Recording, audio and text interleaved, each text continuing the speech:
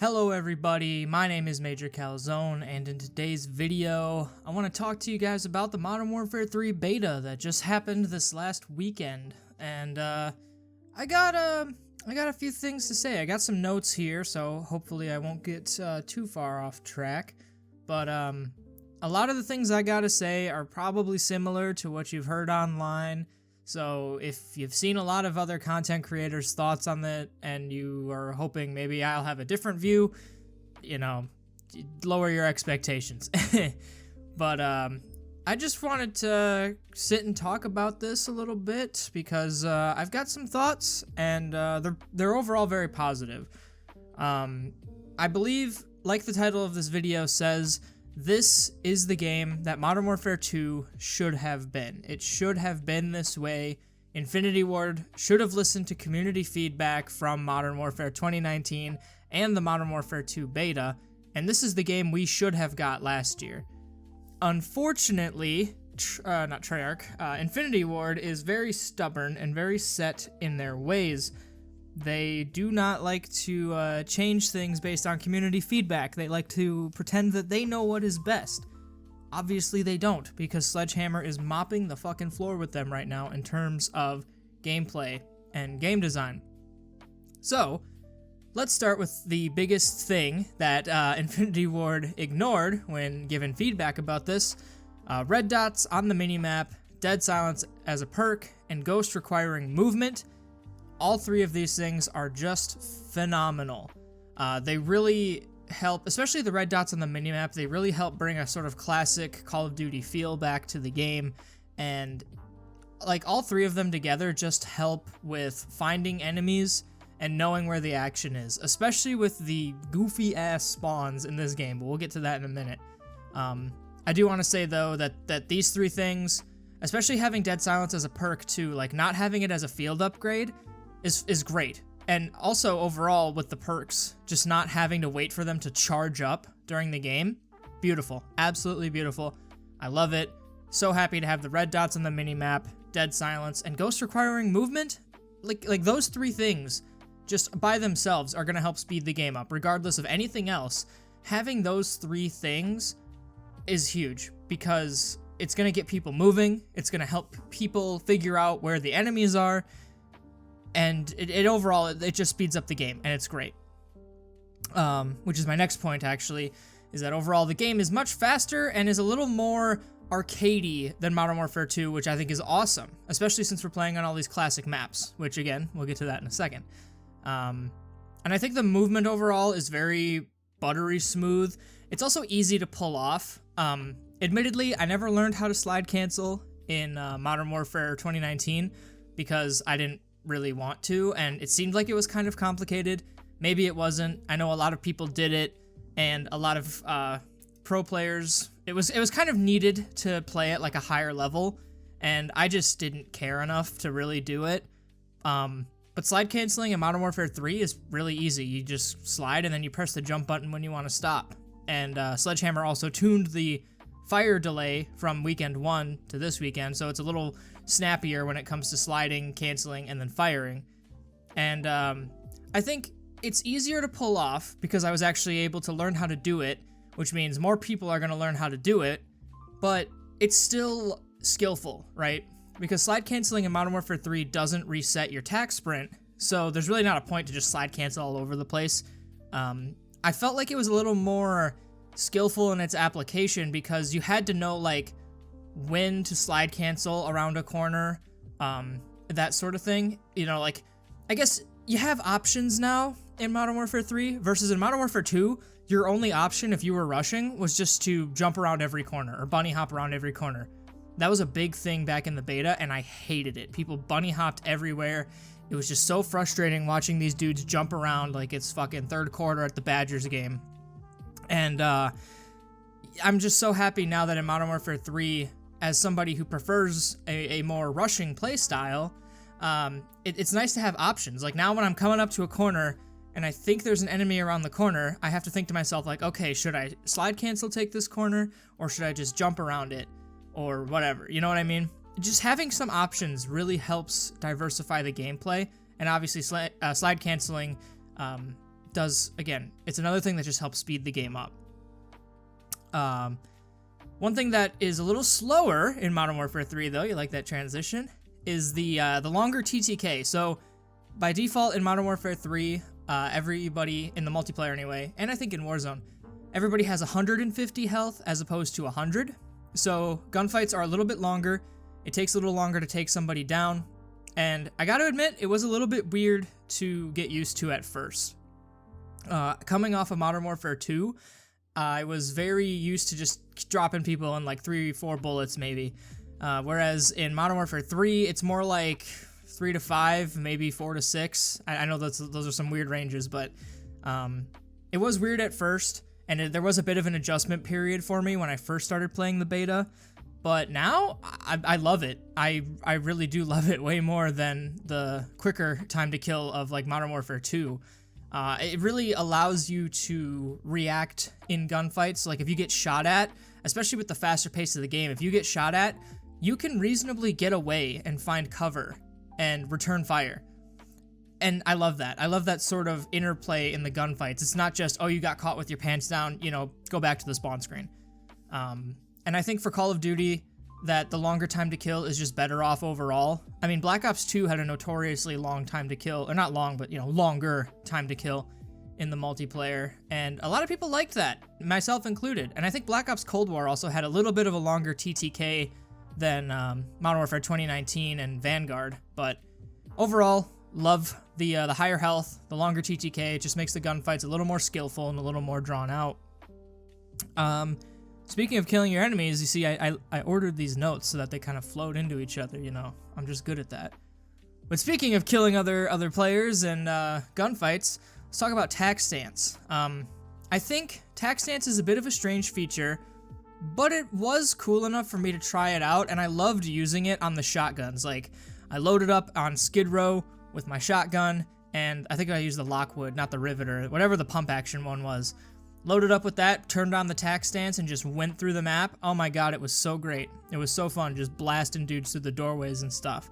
I think, however, it will be more useful in the full game when we have more access to more guns.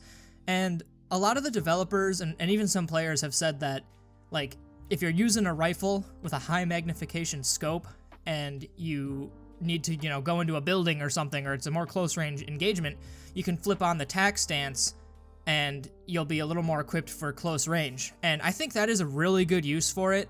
I think it also, like I said, it works good with the shotguns because it does tighten up that pellet spread just a little bit and helps keep you a little more accurate, which is awesome. Like I said, it's cool. It was cool enough for me to use it, and I did like using it on the shotguns. It'll probably be more useful in the full game, but it is very, very situational. Like, it's not something you're just gonna use all the time. It's something that you're gonna toggle on and off. So I will say I do appreciate Sledgehammer giving us some control options with that as well. You don't have to just press down on the D-pad to do it every time. You can I think you can bind it to melee and sprinting, I think were the 2 options. I'm not sure. I bound it to melee, and that just worked best for me. So yeah.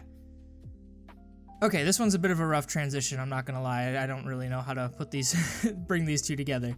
But the launch maps for the regular 6v6 multiplayer, they're all remakes from the original Modern Warfare 2, which is nice, but I'm also like, when I first heard that, I kind of cringed, because I was like, oh no, this is bad. Like, this is a sign that Call of Duty is kind of getting lazy. And I think we all know that Modern Warfare 3, what is Modern Warfare 3, was supposed to just be a big DLC for Modern Warfare 2 at first, but then they saw how poorly Modern Warfare 2 was doing, and so they kind of forced Sledgehammer to make Modern Warfare 3 a full game, which is why they're focusing so much on the multiplayer and not so much on the campaign, but we'll talk about that in a second.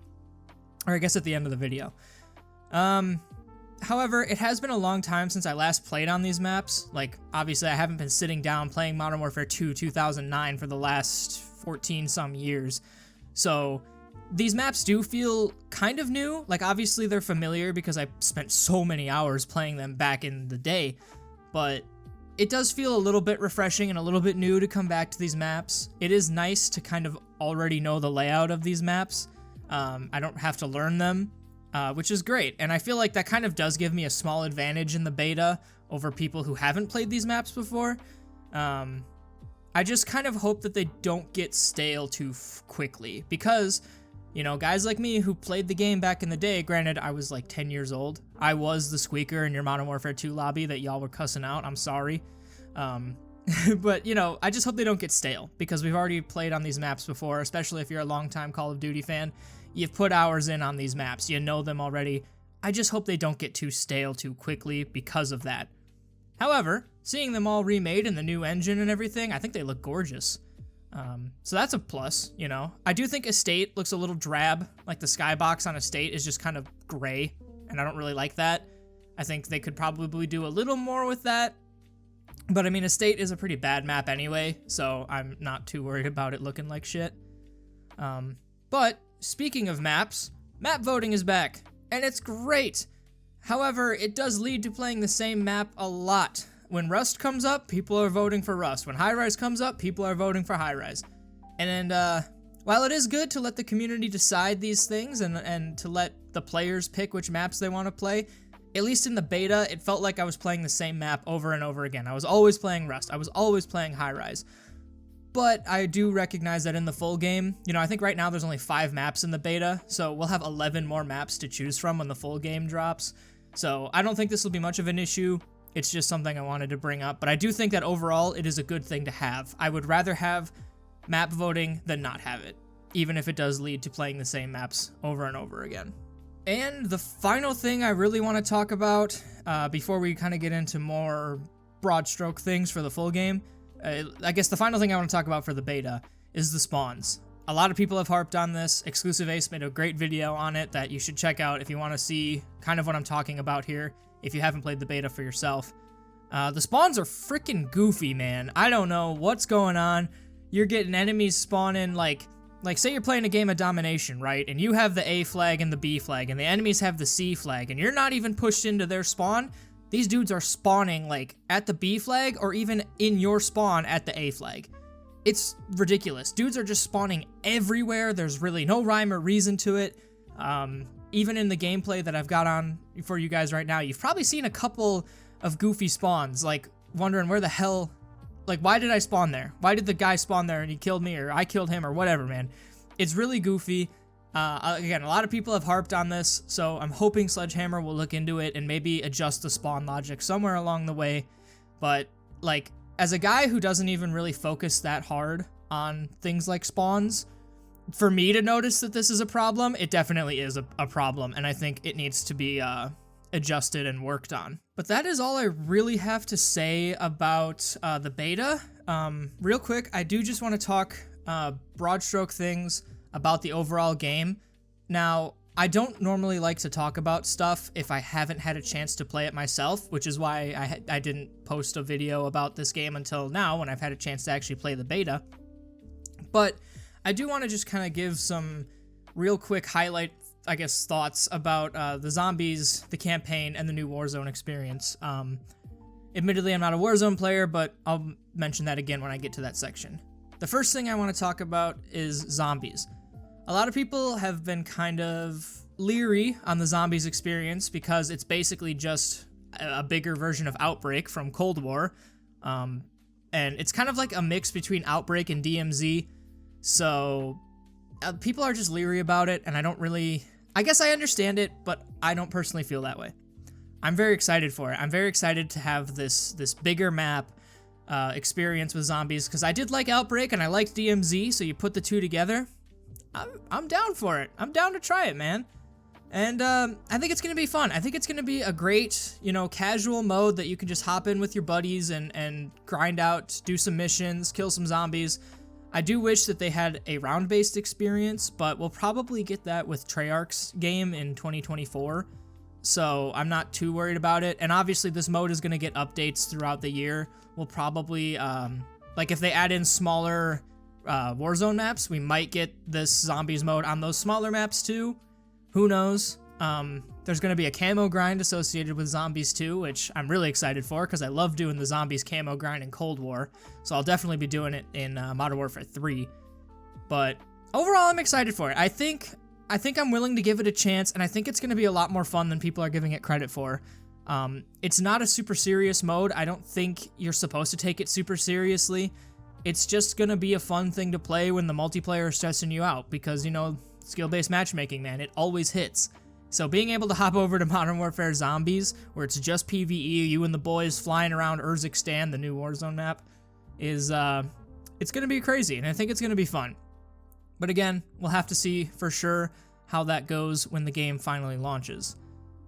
Next, I want to talk about campaign, because Sledgehammer has not talked a lot about the campaign, and in fact, I don't truthfully know too much about it myself because I haven't really looked into it very strongly. All I know is that it's open world, and I believe it takes place on Verdansk, or a reimagining of Verdansk, or something like it. And to me, seeing the campaign be like this really sucks, because I was a fan of Modern Warfare 2's campaign.